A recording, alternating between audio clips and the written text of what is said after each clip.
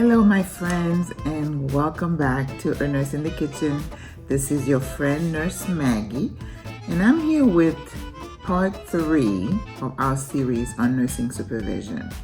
We talked about what it takes for you to do your job. The purpose of really this series is really to share with you some of the tried and true tips that I have garnered over the years as a supervisor, as a manager, as a business owner. And as I'm getting older, I feel like I could probably pass some of those on to help you combat burnout. As you know, A Nurse in the Kitchen is about learning how to cook and about creating a forum where we can share the challenges that we experience as nurses on a daily basis. And I have been a nurse for 32 years. I know, I had a birthday this week, and I cannot believe I am this old, but I am. But I thank God that I have a career where I can make a difference. I can touch people and just patients and coworkers alike. I feel like in today's environment, it becomes a little bit more challenging because of all the social things that are going on in our communities nowadays, but we cannot be deterred. So part 1, we talked about how you needed to be confident as a supervisor, how you needed to be approachable and knowledgeable. In part 2, we talked to you about being positive, being a good listener, and being a problem solver. Today, I'd like to talk about how to be a learner, how to be responsible in your position, and how to be resourceful and resilient. You know, as a professional, and I feel that the job has gotten tougher. Yes, it was always hard. Nurses always had to deal with life and death situation. But now we're challenged by technology. We're challenged by social norms. We're challenged by our population being more diverse. We're challenged with a lot of inequities that we have to deal with, and we're challenged with having a conscience as a professional and yet still do your job. Plus, the demand of the job, the requirement, the knowledge base has increased. And as a supervisor, you're dealing with not just your knowledge as a nurse, which really is your base, but you have all the people skills and the management tools that you kind of have to hone in to make you effective. So be a learner means that not to be satisfied with what you know today, to be on a quest for knowledge on a daily basis. New medications come on board, new protocols of care. As you know, there's a lot of talk about evidence-based practice. You know, some of the stuff we were doing 20 years ago to manage an illness, we don't manage them the same, and that's what progress is about. So you have got to be on top of things. Another challenge that I see in today's environment is that your organization and your management team and your boss, sometimes they are not, I don't want to say concerned, but it's not a priority for them to give you the information that you need and give you the tools that you need for you to be effective. So the burden of staying sharp on top of your game befalls you nowadays. So you cannot say, well, my boss didn't tell me. You owe it to yourself to know. So you need to, subscribe to your journals. You need to go online and subscribe to a lot of newsletters and updates so that you can know what is going on in your industry. If you are in, for example, L&D, labor and delivery, you need to know, what are the best, the latest practice guidelines, and that's a big thing. I know in my NP program now, the instructors are really grilling into us the fact that we have got to be on top of the latest practice, how we manage illnesses. If a patient comes in with something that you don't know, you have to find out, how do we treat that? What is the latest guidelines based on whatever the resources? You have to have that. And of course, with technology, it makes it easier. So you have got to be on top of your game. So be resourceful. Understand that your teammates, the people that you supervise will look at you and will come to you for advice, for support, and you need to be able to give them that support. Again, it's not that you know all the answers, but you need to be able to find the answers. I always tell the nurses, if you don't know, ask Dr. Google. I mean, all of us in our place of employment, we have access to WebMD, we have the Mayo Clinic, we have all these resources, we have the Beers criteria, we have all this stuff that we need to tap into. And if you don't know, ask, okay? If you don't know how to access the information, ask. So, number 2, be responsible. I've always said, one of my favorite quotes is, the buck stops here. If I am in charge of a unit, I'm responsible. Patients come to you, families come to you, the staff comes to you, and sometimes it could be a little bit overwhelming because you're being pulled in 10 different directions. But you know what? That's what you signed up for. That's what I tell people. It's not for everybody. You have to be able to be someone who can manage multiple balls at the same time. You're dealing with crises. You have financial burden. You have a patient who's crashing, and you have to be able to support your team and act accordingly in a timely manner. So the responsibility of your unit, of your facility, befalls you. So you should not feel overwhelmed that you have this responsibility. Hopefully, when you sign on, when you apply for the position, you knew what you were getting yourself into. So take that responsibility to heart and learn as much as you can. It's not acceptable for you to say, well, I didn't know, right? Sometimes they'll say, well, you should have, okay? So be responsible. Take your responsibility seriously. The other thing also is be resourceful. And I think it ties in with being a learner, being the resource person, being the go-to person.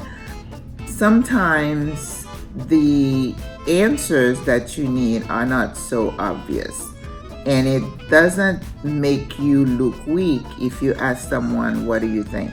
Okay, I think being collaborative practice has always been a strong point.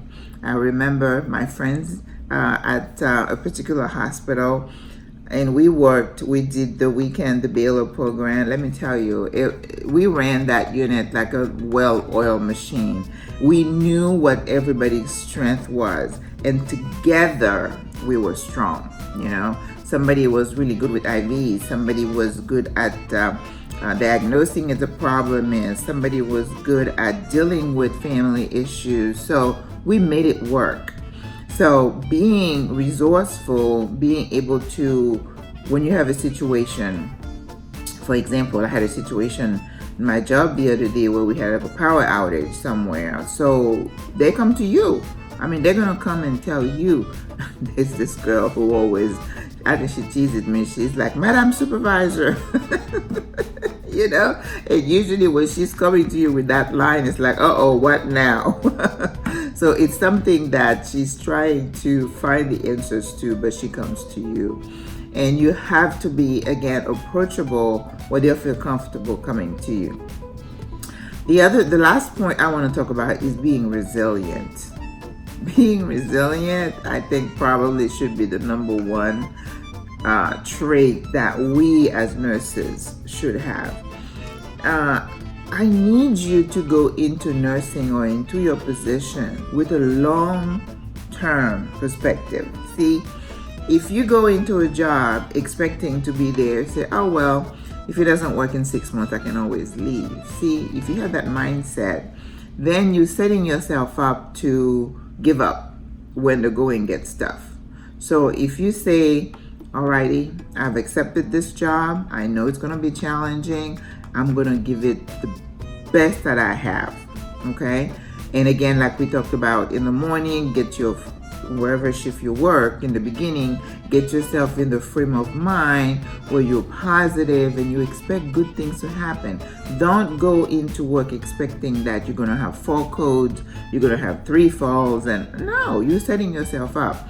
So however you need to do to get your mind in that positive mode, do it, whether it's to exercising, working out, listening to positive tapes or to music. I said tapes, we don't have tapes anymore. I don't know what we have, on the iPod, I guess.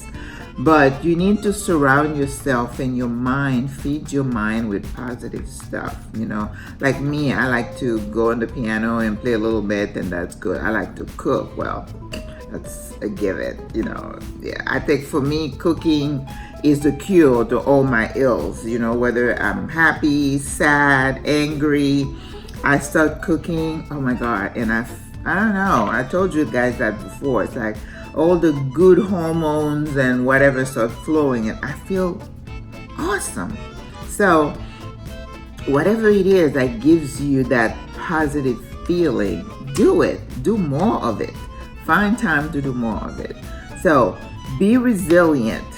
If a problem comes to you, do the best you can to resolve it and then move on, okay?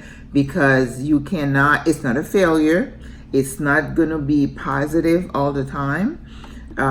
Sometimes you can get feedback that, well, Maggie, maybe we should have handled it that way. You have to be humble enough to say, you're right.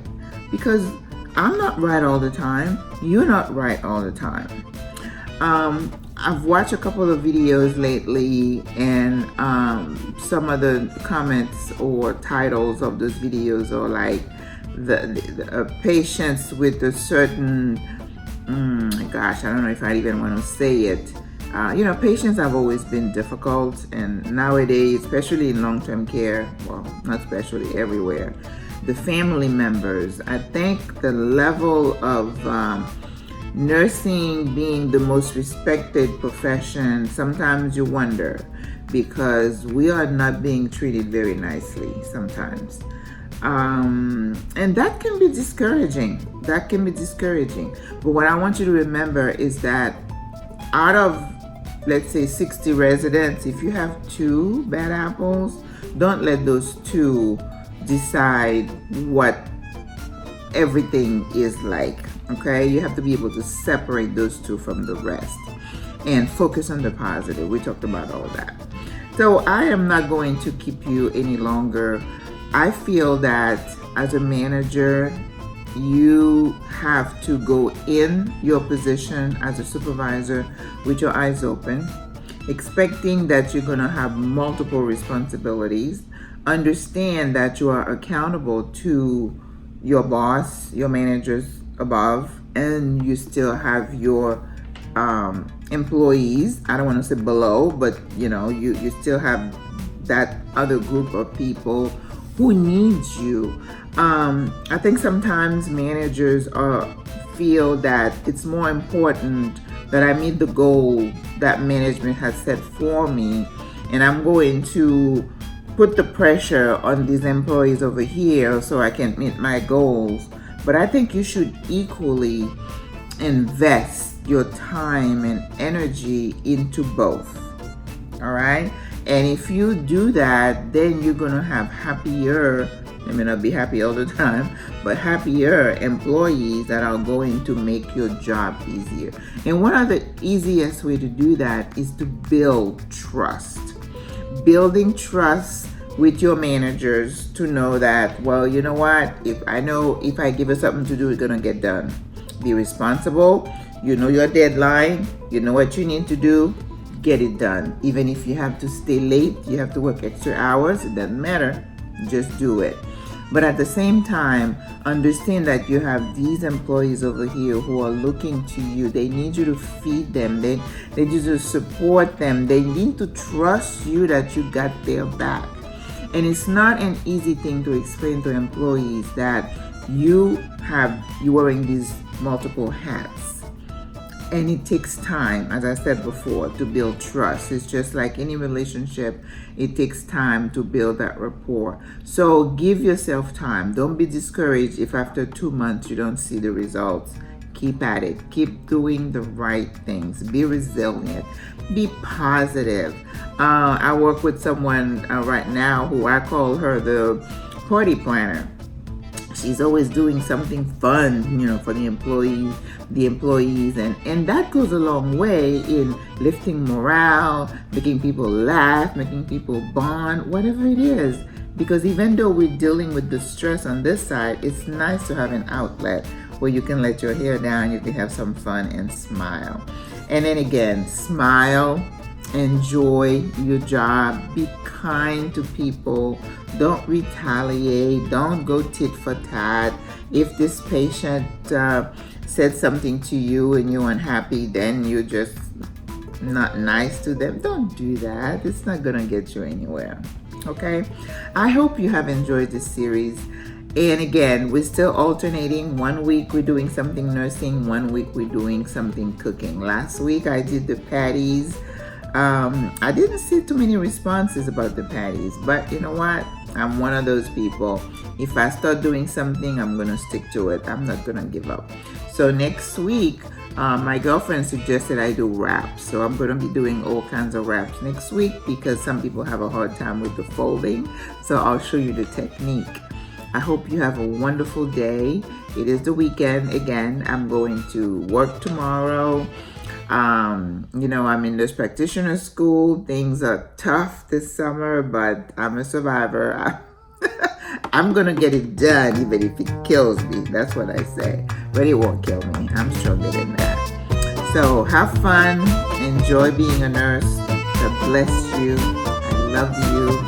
Au revoir. À la prochaine.